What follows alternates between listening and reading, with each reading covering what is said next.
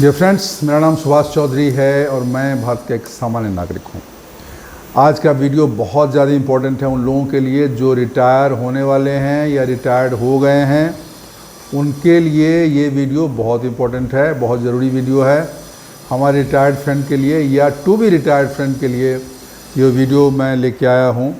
आज हम बात करेंगे कि देखिए क्या होता है ना, जब आप रिटायर होते हो आप सोचते हो अरे यार रिटायरमेंट से पहले इतना काम करना पड़ता था, ऑफिस में बॉस की गालियाँ सुननी पड़ती थी, 10 बजे पहुंच जाना है, 9 बजे पहुंच जाना है, शाम को 6 बजे 7 बजे निकलने को मिलता था, सुबह दिन भर मीटिंग हो रहा है, वहाँ बुलाया जा रही है, अर्जेंसी वो अर्जेंसी, आप परेशान रहते हो और फिर सोचते हो अब तो रिटायर हो गए, अभी थोड़ी बहुत पेंशन भी मिलेगी, पैसे भी हैं, तो मैं आराम से ज़िंदगी बिताऊँगा और मौज मस्ती होगी।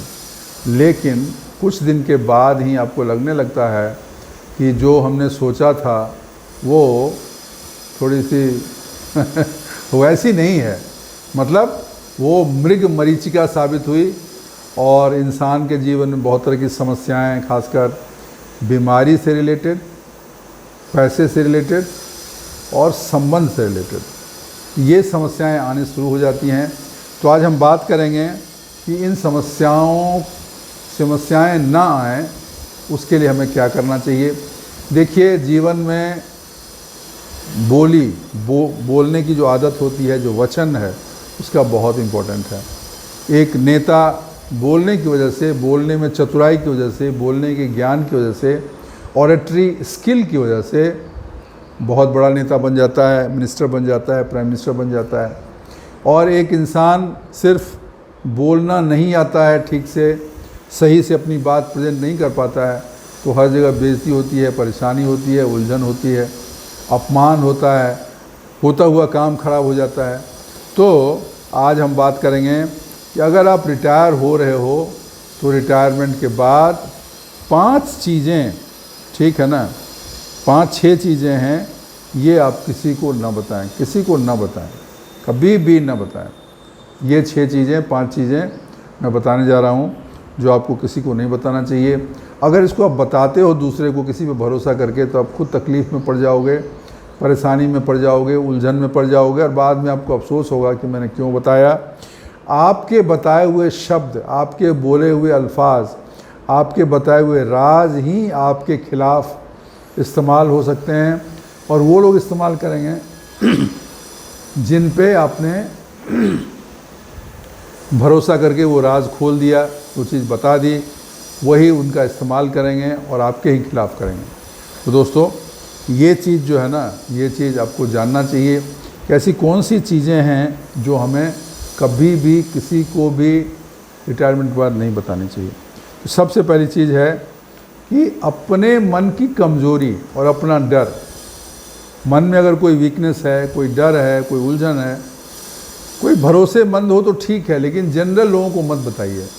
अरे मेरा तो कैसे होगा, पेंशन तो मुझे मिलती नहीं है, अरे मैं तो बीमार रहता हूँ, पता नहीं मेरा क्या होगा, बच्चे मेरा ध्यान रखेंगे नहीं रखेंगे। इससे क्या होता है, आपकी इमेज ख़राब हो जाती है, आप एक कमज़ोर इंसान के रूप में आप याद किए जाओगे। लोग आपको एक वीक आदमी के बारे में ऐसा सोचेंगे, आपकी मदद तो कोई नहीं करेगा, लेकिन आपके बारे में एक निगेटिव फीलिंग क्रिएट हो जाएगी। और फिर एक जगह आपने बोला, एक बार बोला, 2 बार बोला, 4 बार बोला, लोग फिर आपके पास आएंगे भी नहीं, आपका मजाक उड़ाया जाएगा। हो सकता है आपकी इसी स्टेटमेंट को सब जगह बताया जाएगा और फिर लोगों से आप कट जाओगे, तो और फिर आपके राज भी लोगों के पास खुल गए। तो इसलिए जो चीज़ें आप समझते हो कि ये मेरा डर है, मेरे मन का भय है, कोई ऐसी वीकनेस है, कोई कमज़ोरी है, उसको कोई कितना भी क्लोज हो उसको मत बताएं अनलेस अनटिल उस प्रॉब्लम को वो सॉल्व कर सकता है। आपको लगता है वो सॉल्व करेगा, ठीक है, लेकिन अपने मन को हल्का करने के लिए, अपने को कंफर्टेबल करने के लिए मन की बात मन में ही रखो, मन की बात पब्लिक मत करो, क्योंकि पब्लिक जो है ना बहुत कलाकार है, पब्लिक आपको फंसा देगी। ठीक है, पहली चीज़ हो गई, इसको ध्यान रखना है आपको। अपनी कमज़ोरी, अपना डर, अपना भय, अपनी तकलीफ़ पब्लिकली ज़्यादा लोगों को नहीं बोलना, उसको अपने पास रखिए। दूसरी चीज़ बहुत इम्पोर्टेंट चीज़ है, अपने बचत के बारे में, मतलब आपके पास क्या सेविंग है, आपके पास कितना पैसा है, किस स्कीम में लगाया है, नहीं किया है, क्या किया है, आपकी एसेट्स क्या हैं, ये कभी भी किसी को न बताएं।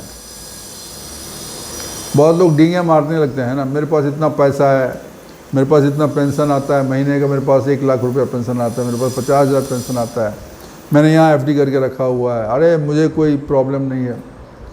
ये आप अपने को डींग मारने के चक्कर में, अपनी हाँकने के चक्कर में, अपने कॉन्फिडेंस में, अपने विश्वास को दिखाने में बोल तो देते हैं, लेकिन बाद में आप फंसते हो। क्योंकि लोगों को जब आपके बारे में पता चल जाएगा कि इनके पास इतना पैसा है, तो फिर वो आपसे पैसा लेने के लिए भी आएंगे, कोई मदद के नाम पे, कोई हेल्प के नाम पे, कोई बीमारी के नाम पे, कोई किसी चीज़ के नाम पे, क्योंकि आपने तो बोला है, तो कहेंगे आपके पास तो है, आप दीजिए।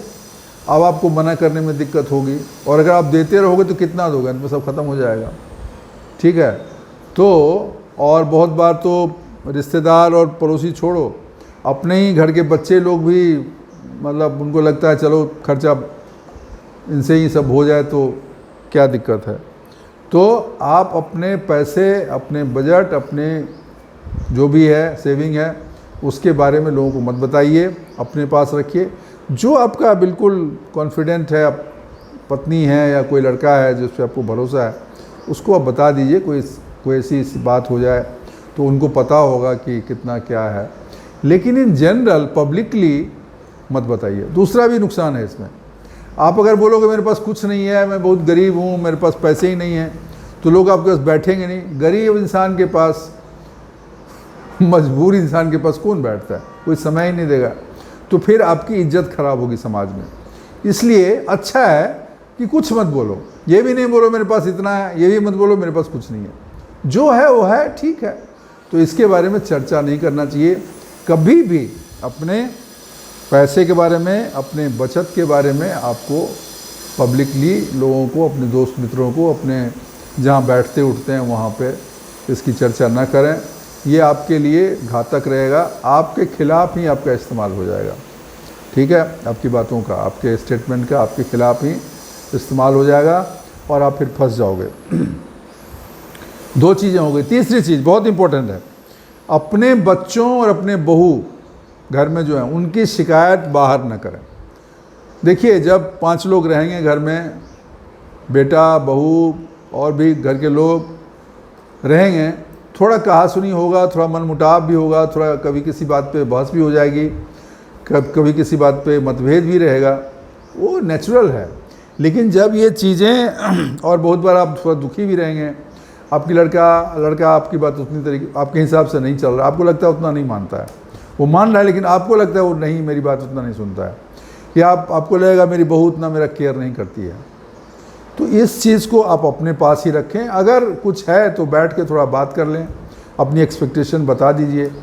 लेकिन अगर आप कहीं बाहर बोलते हैं, किसी दूसरे आदमी को, तीसरे आदमी को बोलते हैं, तो आप ये समझ लीजिए वो बात घूम फिर के आपके घर में आ जाएगी, वो किसी और को बताएगा, वो कोई तीसरा आदमी चौथे को बताएगा, चौथा फिर आपके घर में आपके बेटे को, आपकी बहू को, आपके मेंबर को बता देगा, और फिर उनको बड़ा बुरा लगेगा, मेरे मतलब पापा जो हैं बाहर में हमारी शिकायत करते हैं, उनको कोई प्रॉब्लम है तो हमसे बताते, उनको कुछ चाहिए तो हमसे कह देते, हम देख लेते। लेकिन इससे क्या होता है, 2 नुकसान होगा। एक तो आपका रिलेशन अपने ही घर में ख़राब हो जाएगा, पहले से और ख़राब हो जाएगा। पहले थोड़े बहुत ख़राब थे, तो अभी बिगड़ जाएगा, बच्चे से, बहू से, और भी एक चीज़। दूसरी चीज़, समाज में आपकी थू थू होगी, लोग कहेंगे यार इसका तो बनता ही नहीं, इसका बेटा इस पर ध्यान नहीं देता है। और जिस इंसान की घर में ही इज्जत नहीं, उसकी समाज में कौन इज्जत करेगा, बाहर में कौन इज्जत करेगा। जो इंसान बता रहे कि मेरे घर में ही मेरी इज्जत नहीं है, तो बाहर वाले क्यों इज्जत करेंगे। देखिए, जीवन का नियम है, जो ताकतवर है, जो शक्तिशाली है, उसी की इज्जत होती है। तो अपने आप को वीक मत दिखाइए, अपने आप को शक्तिशाली दिखाइए, सामर्थ्यवान दिखाइए, इज्जतदार दिखाइए।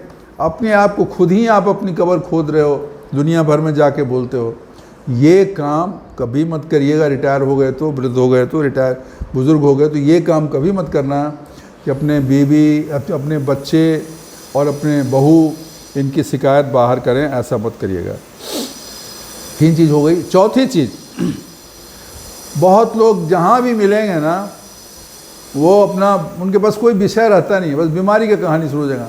अरे यार कह रहा मेरा बीपी बढ़ गया बहुत ज़्यादा, मुझे डबल दवाई लेना पड़े। कोई बोलेगा अरे मेरा शुगर बढ़ा रहता है, पता नहीं क्या होगा, शुगर बढ़ गया दवाई। एक बार बोलना ठीक है, लेकिन वही चीज़, वही डायलॉग, वही स्टेटमेंट वो आदमी हर जगह बोल रहा है, हर इंसान को बोल रहा है, बार बार बोल रहा है। तो ये अच्छा नहीं है। अगर ऐसा आप करते हैं तो फिर आपसे लोग दूर हो जाएंगे। एक बार, अरे डॉक्टर वो तो है नहीं ना, आपको अगर बीमारी है, कोई प्रॉब्लम है तो डॉक्टर के पास जाइए, वो इलाज करेगा, दवा देगा, मेडिसिन देगा, उपाय बताएगा, परहेज बताएगा, उसको आप करिए, आप ठीक हो जाएंगे। लेकिन आप पब्लिक में किसी को बोल रहे हो, जानकारी के लिए एक बार बोल दिया ठीक है, सुबह बोल रहे हैं, शाम बोल रहे हैं, आज बोल रहे हैं, कल बोल रहे हैं, परसों बोल रहे हैं, वही रिकॉर्ड आप बजा रहे हो, तो क्या होगा, लोग सोचेंगे अरे यार ये बहुत दुखी और बीमार आदमी है, ये बहुत पकाता है, अभी फिर इसका बीमारी का रोना शुरू हो जाएगा, यहाँ नहीं बैठना है, इससे ज़्यादा बात नहीं करना है, इससे थोड़ा दूर दूर ही रहो। तो जो भी आपके 2-4 दोस्त मित्र हैं वो भी आपसे अलग हो जाएंगे। तो ये गलती आपको नहीं करनी चाहिए कि बीमारियों के बारे में दिन रात रोते रहना, उसकी शिकायत करना, उसके बारे में चर्चा करना, ये काम आप प्लीज़ ना करें। ये आपके लिए बहुत नुकसानदेह है और आपके जो भी लोग हैं आपसे कट जाएंगे, आपसे बचेंगे, आपको दूर से ही देख के कंटी मार के निकल जाएंगे, अरे आ रहा है यार फिर पकाएगा। तो ये न करें, ऐसा करें। देखिए, लोगों को रोने वाला इंसान नहीं चाहिए, लोगों को हंसने वाला इंसान चाहिए, लोगों को खुश इंसान चाहिए, लोगों को मोटिवेटिंग इंसान चाहिए, लोगों को ऐसा इंसान चाहिए जो अपने खुश रहता है, जो हैप्पी रहता है, लोगों को हंसाता है, मस्त रहता है, जो लोगों में खुशियाँ बांटता है। लोग ऐसे लोगों को पसंद करते हैं। आप तो दुखी बांट रहे हो, खुद भी दुखी हो, दूसरे को भी बीमारी का कहानी बता के उनको परेशान कर रहे हो। दुख मत बांटिए, दुख है तो उसको अंदर रखिए, और जो अपनी खुशियाँ हैं, जो हैप्पीनेस है, जो आनंद है, जो उस चीज़ को शेयर करिए लोगों के साथ, तो लोग आपके पास खुद ब खुद आएंगे, क्योंकि आप उनको अच्छे लगेंगे। आपका कोशिश ये होना चाहिए, people should like you due to your behaviour, your knowledge, your way of talking, way of behaving. उस वजह से लोग आपके प्रति आकर्षित हों, ऐसा ना हो कि आपसे दूर चले जाएं। तो ये बहुत इंपॉर्टेंट चीज़ है कि बीमारियों का दिन रात रोना मत रोएं। बीमारियां हैं तो उनका इलाज करें, दवा खाएं, अपने समय से करें, लेकिन उसके लिए सुबह शाम कहना सुनना ये अच्छा नहीं है। चौथी चीज़ हो गई। पांचवी चीज़ है, कभी कुछ गलती हो गई, अब उसको वही पछतावा करना, वही रोते रहना। तो अपने पुरानी गलती और पछतावे को बार बार न दोहराएं, लोगों के सामने चर्चा न करें। अभी मान लीजिए किसी आज से 25 साल पहले, 30 साल पहले कोई प्लॉट बिक रहा था, आपके दोस्त ने ले लिया, अभी वो हो गया 50 लाख का, 1 करोड़ का हो गया, 1.5 करोड़ का हो गया। आप भी ले लेते तो आपका, अब आपने नहीं लिया किसी कारण से, तो आप वही बोलते रहो, अरे यार मैं भी ले लेता, उसमें तो मेरे पास ये रहता, मैं भी लेता ये। अरे वो निकल गया समय, that time is lost, that is past, you can't change the past. जो इतिहास है, जो भूतकाल है, उसको आप बदल सकते हो क्या? वो तो निकल गया ना। आज क्या कर सकते हो उस पर ध्यान देना है। तो पुरानी चीज़ के लिए रोते रहना, उस पर पछतावा करना, उस पर अफसोस करते रहना, बहुत लोगों को होता है, अरे मुझे अपॉर्चुनिटी मिली थी बाहर जाने का, मैं गया नहीं, मैं चला गया रहता तो मेरा ये हो जाता, मुझे ये जॉब मिल जाती, मेरे पास इतने पैसे रहते, या कोई बिज़नेस का कोई अपॉर्चुनिटी था, आपको हुआ, आपको मौका मिला, आपने नहीं किया, अब उसी क्या रोना रोते रहना कि मुझे मौका मिला था, अगर ये बिज़नेस में मैं चला जाता तो मैं बड़ा बिजनेसमैन हो जाता, मेरे पास करोड़ों की बिज़नेस रहती है अभी, बट वो नहीं है अभी, वो तो निकल गया समय ना। तो एक तो आपने उस समय गलती की, अभी उस गलती को बोल बोल के लोगों को पका रहे हो और खुद दुखी हो रहे हो। देखिए, अगर कुछ गलती पहले हुई तो उसको मत, उसके बारे में सोचिए मत, उसके बारे में लोगों को बताइए मत। आज देखिए कि आज क्या किया जा सकता है। और एक चीज़ ध्यान रखें, पछतावा करने वाले हमेशा पछतावा ही करते हैं। पुरानी चीज़ को रोएंगे, लेकिन आज उनके पास जो मौका है उस पर उनका नज़र नहीं जाता। They never see the opportunity what is available today. आज की तारीख में जो मौके उपलब्ध हैं उस पर उनका नज़र जाएगा नहीं, क्योंकि सारा समय तो वो पछताने में बिता रहे हैं, वो पुरानी चीज़ को लेके पछता रहे हैं, उसी पर चर्चा करेंगे। तो आज जो उनके सामने मौका है कुछ करने का, कुछ पाने का, कुछ बनने का, कुछ हासिल करने का, उस पर तो उनका नज़र ही नहीं जा रहा है। तो नज़र नहीं जाएगा तो जो आज का दिन है वो भी आज से 5 साल के बाद फिर वो पछताएंगे, यार 5 साल पहले ये हुआ था, मैं ऐसा कर लेता तो ऐसा हो जाता। अरे भाई, पछताना बंद करो और काम करना, आज की वर्तमान में जीना शुरू करो, आज में जीना शुरू करो, कल के में मत जियो। जो चीज़ निकल गया उसके बारे में क्या चर्चा करना, जो समय हो गया ख़त्म हो गया वो तो वापस नहीं आ सकता, न तो आप पास्ट में जाके उसको ठीक कर देंगे, नहीं हो सकता है ना। तो जो चीज़ हो नहीं सकता उसके बारे में चर्चा क्यों करना, और उस चक्कर में पुरानी चीज़ की चर्चा करने में जो हो सकता है उस पर आपका ध्यान नहीं जा रहा है ना, गहरी बात। तो इस चीज़ को समझिए और पुरानी गलतियों और पछतावे को बार बार अपने दोस्तों मित्रों के साथ ना दोहराएं, इससे बचें। और छठी चीज़, देखिए ओल्ड एज में थोड़ा पैसे की तो प्रॉब्लम होती है रिटायरमेंट के बाद, उसका रोना हर जगह मत रोइए। पैसे नहीं हैं, मेरा तो पेंशन कम पड़ रहा है, मेरे पास तो पेंशन ही नहीं है, बच्चे हेल्प नहीं करते हैं, अगर बच्चे मेरी हेल्प कर देते तो थोड़ा मैं अच्छे से रह लेता, अगर मेरी पेंशन थोड़ी ज़्यादा होती तो मेरा जीवन ज़्यादा बेहतर होता। अरे वो तो नहीं है ना। इससे क्या होता है कि लोगों को लगता है कि आप उनसे कुछ एक्सपेक्ट कर रहे हो, आप उनको लगता है, भले ही आपके मन में विचार ना होगा, लेकिन लोगों को लगता है कि आप जो है ना उनसे कुछ मदद की उम्मीद करते हो, पैसे की उम्मीद करते हो।